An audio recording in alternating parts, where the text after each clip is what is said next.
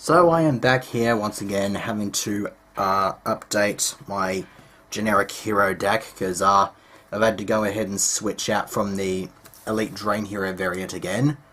For not because it sucked, although it was starting to a little bit. I might have been able to fix it up a bit, but then I realized I needed the skill drains for the side deck of another deck that is sort of under construction. I would consider it complete, but for some reason I am just anal about it and would not consider it to be complete until the Vanity's Emptiness shows up, even though that there is a decent chance that I will not even be using the card in the deck. So I don't even know what goes on in my mind sometimes. So yeah. Anyways, so yeah, without skill drain, I had to work on a different build of heroes, and then I remembered, just sort of thinking about it, just sort of popped into my head. These guys still exist. Masked Heroes. And I've been meaning to put together a Masked Hero deck, which I titled Me Heroes, which stands for Masked Elemental Heroes, because it's obviously just the both of them in one, but never got around to doing it. And it took me like well over a year after the premium tin came out. I think I got to get the acids that I need. I think the Zeal Collection tin of this year had come out before I'd got my hands on the acids. So kind of remembered that was a thing, and so it's just like, okay, you know what, acid's a broken card, let's build a deck based around getting him on the board. So start off with the main deck. It's pretty standard sort of hero beat like stuff. You just throw in Masked Heroes and you proceed to wreck face, and it works even more face in particular because Heavy Storm's not a thing anymore, so people are just going to set a shit ton of back row. If you go first, it's going to make things even harder, as you will soon see. So we will zoom in a bit here, and then start off with the Triple Neos Alias, the face of heroes without Stratos. The other awesome thing about this deck is Stratos is not entirely necessary. You have a whole bunch of other options that you can go for, and you really only, and even then, a deck's not going to be too bad if you run these guys. 1900 beat sticks, light targets, which would be good for Honest, but obviously don't have the Honest in here. It's not really necessary. But yeah, Shining as a card, it's a broken card. 3 Bubble Man, because the main Masked Heroes that we're running here are the water ones. I'm not actually running any of the others, although I have considered running Dian, because I can go into Gaia and then mask change into Dian and stuff like that. It's definitely something worth considering. Then Ocean. You're probably not going to get his effect off too much, but if you combine him with Lances in your back row, then you should be able to have him protected long enough. Or even if your opponent has a shit ton of back row, you can just have either this or a Bubble Man on the board, mask change into Acid during the end phase, and wipe their opponent's back row clean. So it's actually really good. And of course, any hero beat deck would love to have as much options as they can in regards to going into rank 4 exceeds. So those ones are also pretty decent. 1 Thunder King, just sort of arbitrary. It's not actually necessary, but I figured it's not too bad. And the main focus of the deck would be on the 8 heroes that you run, but you can run other stuff, such as Morphing Jar Tech. This was actually not too bad against, I think, Mermails. Yeah, I think it was against Mermails. I went with this. I basically set my entire hand, set this. They hit it, and I got a fresh hand with, I think, an E-Call and a Rotor, and I think a Gemini Spark and stuff like that, so I just had plays going off for days for the rest of that match, for the rest of that game. Even though I think that was the one game that I lost in that Mermail matchup. I won the next 2 by siding in all of this standard hate. So, anyways, that's all the monsters, it's just the 10. Spells is the triangle, the pyramid even, of searchability. 3 E-Call, 2 Duality, and Rotor. In my opinion, 3 Duality it really is not needed in this sort of deck because of its more special summon focus. If you're running something like a Drain Hero, which doesn't focus quite as much on special summoning, then the 3 pots would work. But in this case, I don't really like 3 in this sort of one because it just focuses so much more on special summoning and whatnot. I mean, of course, a bunch of the special summoning, the standard sort of play would be using Mass Change off of a Bubble Man, which you'd be doing on your opponent's turn, so the duality restriction effect doesn't really hold any relevance here, but it's just there. And then Equal and Rote is just standard search your shit and be done with it. And for the fusion cards, well, the extra deck summoning cards are Triple Miracle Fusion, because it's broken card is broken. Triple Mask Change. You don't actually need 3 Mask Change, but it's good to have it because then you are more likely to see it, which may not be entirely grand because this can sort of clog up if you don't have the monsters to use this with, but if it is, then you can just sort of side one out. It's not that bad. I would probably say run 3 just so that you have, just so even if it does sort of like clog up game 1, you don't really need 3 of them going into game 2 and 3 for certain matchups. You just side one out. It's not that difficult. Double Super Poly mained. This thing is brilliant. Since putting this deck together, I have not actually dead drawn this. This thing has been hella awesome for me so far in testing. Then 2 Gemini Sparks. Don't really need 3 because you've got enough other hate and whatnot in the form of Acid and the standard double Lance and just the 1 MST, because you don't really need any more than 1 main decked because Acid's a thing and Gemini Spark is a thing. Gemini Spark is pretty much, long story short, your other 2 MSTs. It's just a little bit more situational to play them is all. Then standard duo sort of Book of Moon Dark Hole. Then for traps, Aeroblast. You gotta have this thing along with Gemini Spark and Alias. This thing is just a really awesome engine. I love it to bits. I cannot possibly think of any deck build that would not run this and not like kick ass. Because this thing was really, really awesome against Mermails. I just sort of kept sweeping over them. I'd get rid of Tierces. I game 3. I actually went game 3 against Mermails. I topped into a Bubble Man, went double Bubble Man. They went they had Sphere already active with a Lind, so I went double Bubble Man into Dweller, then flipped this to pop the Lind, and then they scooped. It was right at that point they scooped because everything they had aside from maybe the Pike and the Tidal had to activate in the grave, and Dweller is a card, so. Double Fiendish, because it's just a Fiendish.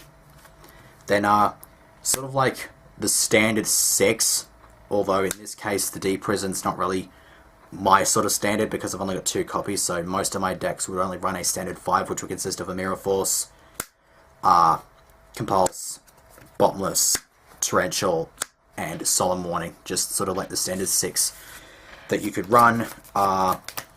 You can always, if you don't have the D-Prison, run the Mirror Force, but in most of the other decks that don't run the D-Prison, I don't run the Mirror Force in it either because I have other options for traps, and so I just don't have the room for the second Mirror Force. So, it still helps out pretty well. They're just your standard sort of stuff that kicks ass. You know, get rid of Big Eyes, get rid of Dracosac, get rid of a whole bunch of the other annoying sort of shit that will just piss you right off. So, anyways, extra deck.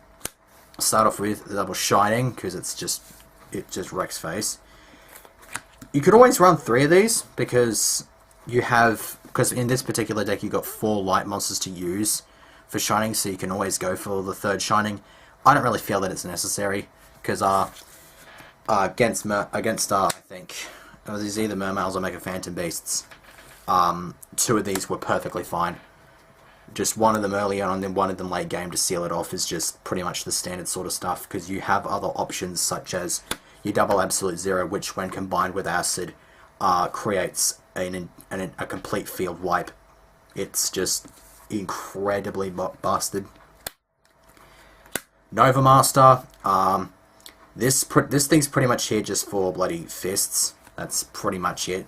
I was considering putting fencing fire ferrets on the side so that I can make this a miracle target games 2 and 3, because it would be good to have extra cards to draw, especially since most of the time I'll side the morphing jar out, and so if I do run out of cards in hand, then it would be nice to top into a miracle, make a Nova Master, and start getting pluses off it.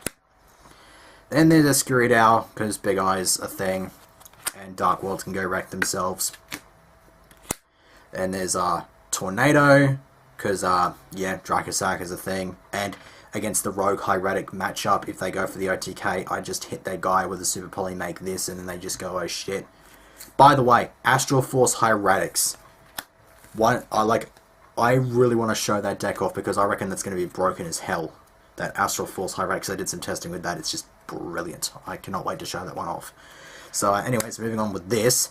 Gaia, because it is a Miracle Fusion target, because I have a Morphing Jar, and of course, anything like Earth Attribute that could be annoying, that I can just proceed to say, get wrecked, sir. Then for Masked Heroes is just the 2 Acid, the back row equivalent of Absolute Zero, and is designed to work alongside Zero, as broken as sin. Mask changes 0, go into this, it pops all your opponent's back rows the moment it's summoned. AZ destroys all your opponent's monsters as soon as it's summoned.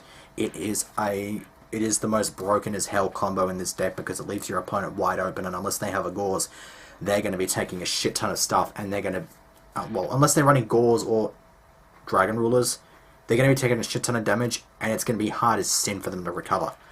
Then for the third Masked Hero, I've got Vapor, because this thing was actually really, really handy. I played this against zombies, and they went all of their herpet plays. They got like, what do you call it? They got Zombie Master discard, special summon something or other. I went Torrential Tribute, and then chained my Mask Change. Oh, that's a bit glary and whatnot, but yeah. I chained Mask Change, got rid of my Bubble Man, went into this, so they had nothing left on the board. And then I had the Vapor on the board. Actually, I also had Maestro, because I detached from Maestro to protect itself. The only problem with that matchup is I don't really know how to go up against zombies, which was evident because I probably played it at the absolute wrong time, and they just proceeded to continue to run over me. And I had a Miracle set, but they went for frickin' that Bone Crusher thing that killed the frickin' thing, and then I was left with literally nothing in hand, and they ran over all my shit, and then I just sort of walked. Yeah, zombies are not fun, especially after they did that entirely way too goddamn long play. I was falling asleep watching that shit, so yeah, zombies are probably going to be another deck that I hate, alongside Dark Worlds, Gustos, Boojin I'm starting to hate on now as well, because they're being really annoying. So, anyways, finish the extra deck is the 4 Exceeds, this Excalibur, Blade Armor, Maestro, Dweller. Dweller, as I said before, paid out dividends in the Mermail matchup, because it just pretty much screwed them over. Maestro, it's just a good defensive option, and then Blade Armor, Excalibur, because you really don't need more than one of each of these. People say 2 Excalibur is an absolute requirement, a staple. It's not. You only really need that second Excalibur if you feel like it, you want to go for the OTK plays, and I don't, because I do not like sapping the fun out of the opponent by dropping 2 of these and saying GG. Like, I'm not the type of person who will go for a stupid combo, put 2 Excaliburs on the board, and then the second I put the second Excalibur on the board, I hold out my hand and say GG. That's just... that right there is obnoxious. It's just the whole, like, going on DN, they have, like, an incredibly broken-ass play, and they just automatically call GG, and it's just like, no, sir, I have a response. I can kick your ass. But, yeah, what can you do? Anyways, side deck. Double Doom Cal. I've been liking Doom Cal in this hero side for a bit of a while. I haven't actually sided them in against anything yet. I'm kind of... like, because they're not too bad, although they're starting to become a bit to me. I'll give them a little bit more testing, but if they don't work out, then I'll cut them for ferrets. 2 DD Warrior Ladies, I might cut these as well, because like they're good for getting rid of really annoying opposing monsters, but like I don't even know what to say about these, because I sided these in against mermales in case they went for something like their Abyss lead or something like that, and then I could just sort of like flip this up and be like, yeah, just kind of sucks to be you, you're going to get that banished and stuff like that, because it's just like, because, yeah, but I never actually saw them, and then I sided them out for game 3 because I didn't really think they were that necessary, and I felt like the Morphing Jar was still a really good option for that, even though if they ditched Abyss Gun, they got a free summon, so, but it was fine. 2 more MSTs. I'm probably thinking of just putting the MST back up to 2, and then just not having a third one on the side, because these are there like for dealing with vanities and stuff like that, and I guess in that respect I should probably keep them in there because I haven't actually tested them against anything that would break the game with vanities or anything like that. Like I had one deck that played because I was playing against that Hieratic deck that had Decree, and like Decree didn't really matter to me because I wasn't drawing any of my traps, but in the cases that I do get kind of screwed over by the Decree, then I would like to have these other 2 MSTs ready to roll and backing up the G-Sparks, so that's always good.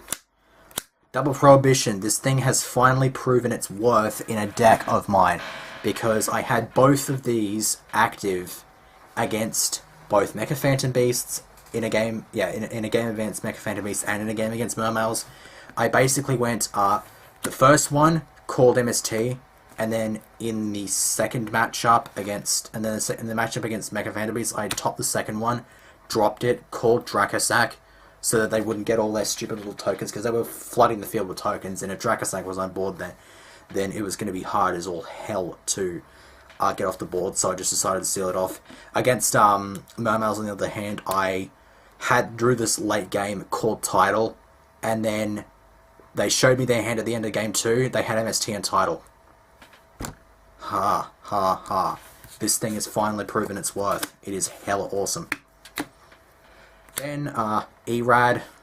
I might actually see if I can fit in a crazy box just so that this thing is a little bit more viable. Soul Drain. This provided a little bit of disruption until it got MST'd. That was against Mermales. Mind Drain. Haven't seen it yet. Rivalry. Have not had to side into this yet because I haven't gone up against anything like Evil Swarm. This would be good against that. And Imprisoning Mirror, because I haven't had any matchups against stuff like Dark Worlds or Evil Swarm and whatnot, so I haven't been able to I haven't been able to test that sided in, so still a little bit of siding stuff that needs a bit of testing, but aside from that, it's been going over relatively well. I'm confident in this thing's matchup against Mermales, and by definition, I do have a bit of confidence in its matchup against Dragon Rulers. I just have to go up against the Dragon Ruler deck and test this thing out, because I do remember my old Elite Beat hero would manage to pull off some pretty good wins against Dragon Rulers, so I have enough confidence in this one to do well against them, so that's pretty much it. Yeah, that's it. So if you'll excuse me now, I'm going to go and watch Bloodsport. It's an awesome as hell movie. If you haven't seen it, then seriously, like, what rock have you been living under? Go watch it.